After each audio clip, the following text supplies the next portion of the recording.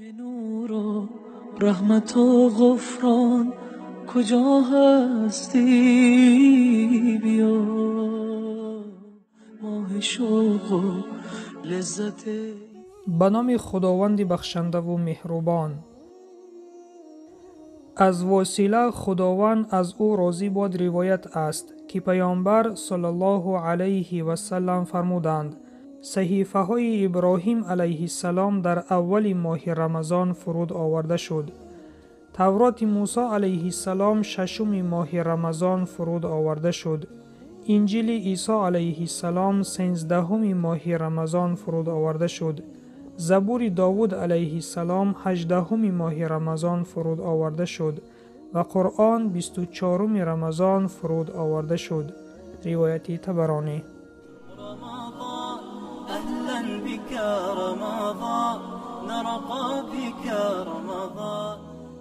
تمام کتاب‌های آسمانی از جمله قرآن کریم هم در ماه شریف رمضان فرود آمده است.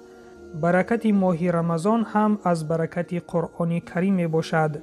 رمضان بهار قرآن و نجات مؤمنان است. باید ما در این ماه گناه سوز بیشتر به تلاوت قرآن کریم مشغول باشیم، چون تلاوت قرآن در ماه شریف رمضان از دیگر ماه‌ها خیلی فرقیت دارد. در این ماه در هر یک خواندن کلمه یا حرف از قرآن ثواب بیشتر از دیگر ماه‌ها را سزاوار خواهیم شد. پس این فرصت را از دست مدهیم.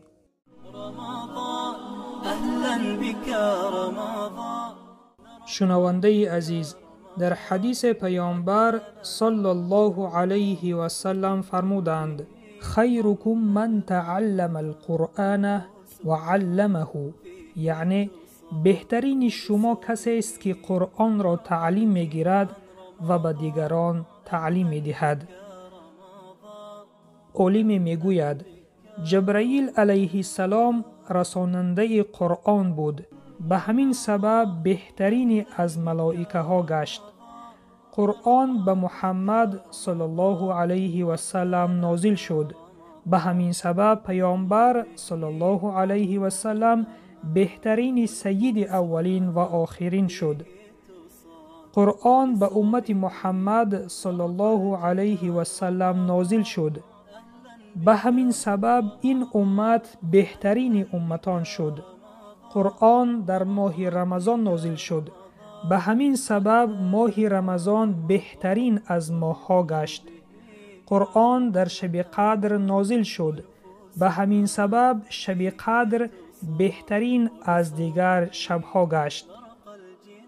و در آخر این عالم میگوید قسم به الله که نیست معبود مگر او، اگر قرآن در دل تو پیدا شود تو بهترینی از مردم میشوی.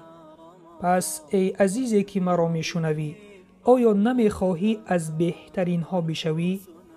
اگر خواهی که از بهترین ها بشوی، پس چنگ به قرآن بزن.